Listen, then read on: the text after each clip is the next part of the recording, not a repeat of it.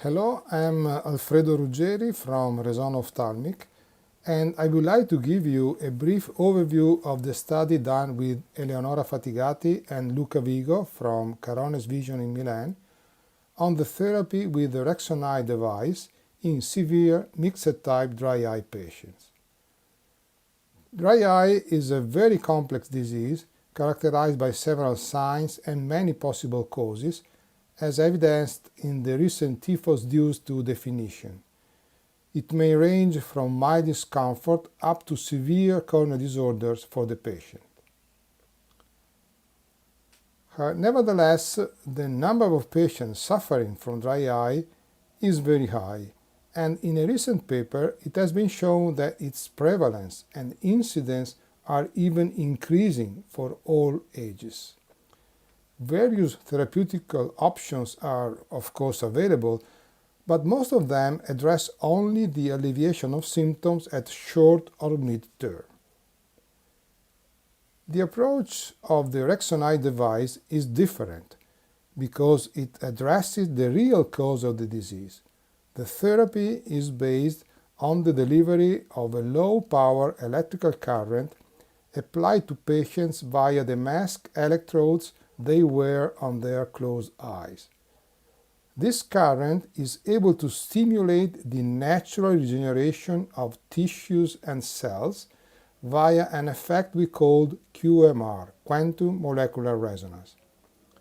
The treatment is not invasive, it is actually pleasant, and thanks to the regeneration effect, it is able to address the real cause of the disease. This allows for a long-lasting remission of symptoms. Moreover, the treatment has been shown to be effective in all types of dry eye, both evaporative as well as aqueous deficient. The QMR effect was actually discovered in the 80s with the goal to obtain a surgical cut without using heat. It was discovered that an electrical current at very specific frequencies, 4 MHz and harmonics, was able to maximize the transfer of energy to tissue and so to obtain the cut without wasting energy into heat. For this reason, the cut was non-traumatic, with temperatures always below 50 degrees, and brought several important benefits from a medical point of view. Later on, the same QMR effect was shown to be able to stimulate the natural regeneration of cells and tissue. This may be explained by observing several concurrent phenomena like the cell mechanical deformation, increase of calcium release and of metabolism, and adult stem cell generation, as reported in this paper. The capability of QMR to stimulate the natural tissue regeneration was more recently demonstrated also in a study on human mesenchymal cells using DNA microarray analysis. This study revealed transcriptional changes, in particular the upregulation of genes involved in the extracellular matrix remodeling, embryogenesis, and wound healing.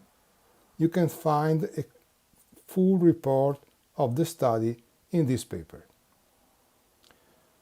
Therefore, we apply this regeneration capability in ophthalmology and specifically to the dry eye disease.